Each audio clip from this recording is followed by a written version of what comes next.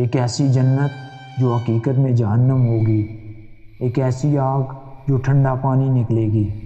وہ آسمان کو حکم دے گا تو بارش برسے گی، زمین کو کہے گا تو خزانے شہد کی مکھیوں کی طرح اس کے پیچھے چلیں گے۔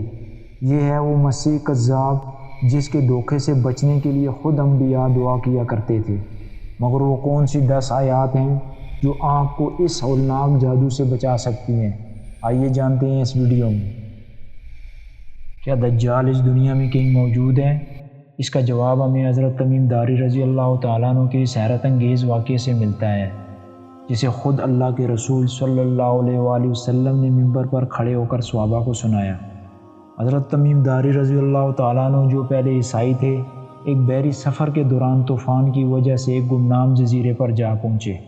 وہاں ان کی ملاقات ایک ایسی مخلوق سے ہوئی جس کا نام جساسہ تھا، جو انہیں ایک غار کی طرف لے گئی۔ وہاں انہوں نے ایک دیو قامت انسان کو دیکھا جو سر سے پاؤں تک لوہے کی زنجیروں میں جکڑا ہوا تھا۔ اس قیدی نے حضرت تمیم داری رضی اللہ تعالیٰ عنہ سے 3 عجیب سوال پوچھے۔ کیا بیسان کے نخلستان ابھی تک پھل دے رہے ہیں؟ کیا تربیہ کے سمندر میں ابھی پانی ہے؟ کیا امی نبی ظاہر ہو چکے ہیں؟ جب اسے بتایا گیا کہ ہاں آخری نبی آ چکے ہیں، تو اس زنجیروں میں جکڑے شخص نے کہا، میں ہی مسیح ہوں اور بہت جلد مجھے نکلنے کی اجازت دی جائے گی۔ جب تمیم داری رضی اللہ تعالیٰ عنہ نے یہ حال حضور صلی اللہ علیہ وآلہ وسلم کو سنایا تو آپ صلی اللہ علیہ وآلہ وسلم نے فرمایا، تمیم کی بات نے میرے دل کو خوش کر دیا، کیونکہ یہ بالکل وہی ہے جو میں تمہیں دجال کے بارے میں بتاتا رہا ہوں۔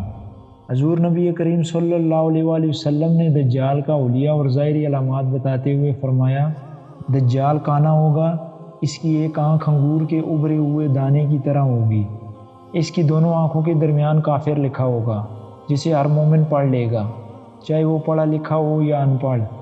وہ اپنی غیر معمولی طاقتوں کی بنیاد پر خدائی دعویٰ کرے گا۔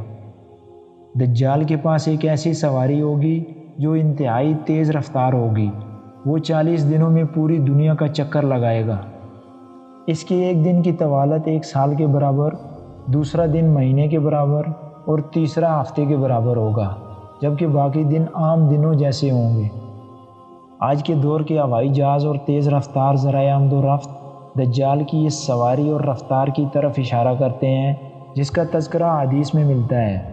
دجال کا فریب اتنا مکمل ہوگا کہ لوگوں کو جو دیکھتی ہوئی آگ نظر آئے گی وہ حقیقت میں شیریں اور ٹھنڈا پانی ہوگا، اور جسے لوگ اپنی پیاس بجھانے کے لیے ٹھنڈا پانی سمجھ کر لپکیں گے وہ دراصل جلانے والی آگ ہوگی۔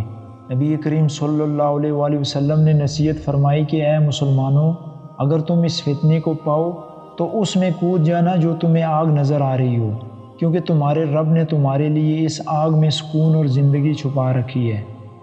دجال آسمان کو حکم دے گا تو بارش ہوگی، زمین کو حکم دے گا تو فصلیں اگیں گی، وہ بنجر زمین سے گزرے گا تو زمین کے خزانے اس کے پیچھے شہد کی مکھیوں کی طرح چلیں گے۔ وہ شیاطین کی مدد سے لوگوں کے مرے ہوئے ماں باپ اور بھائیوں کی شکلیں بنا کر ان کے سامنے کھڑا کر دے گا، جو کہیں گے یہی تمہارا خدا ہے، اس پر ایمان لے آؤ۔ آج کی سائنس جس طرح DNA اور کلوننگ پر کام کر رہی ہے، یہ اس فتنے کی ایک عملی اور مادی جھلک پیش کرتی ہے۔ دجال کے پیروکاروں میں عورتوں کی بڑی تعداد ہوگی۔ فتنہ اتنا شدید ہوگا کہ ایک مرد اپنی ماں، بہن اور بیٹی کو اس ڈر سے گھر میں رسیوں سے باندھ دے گا کہ کہیں وہ دجال کے فتنے میں مبتلا نہ ہو جائیں۔ لوگوں کا غلط راستوں پر چلنا دراصل دجال کے فتنے کے لیے راستہ صاف کرنا ہے۔ نبی کریم صلی اللہ علیہ وآلہ وسلم نے فرمایا، جب دجال آئے تو اس سے دور رہیں۔ مکہ اور مدینہ وہ جگہ ہیں جہاں دجال کبھی داخل نہیں ہو سکے گا، کیونکہ وہاں فرشتے پہرا دے رہے ہوں گے۔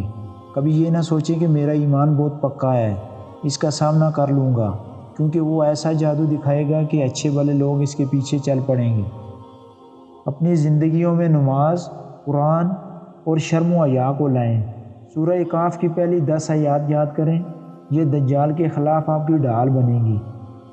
دجال کا خاتمہ حضرت عیسیٰ علیہ السلام کے ہاتھوں ہوگا، جو دمشق میں نازل ہوں گے اور دجال کو لد کے مقام پر قتل کریں گے۔ اللہ تعالیٰ ہمیں دجال کے فتنے سے محفوظ رکھے اور ہمیں حق پر ثابت رہنے کی توفیق عطا فرمائے، آمین۔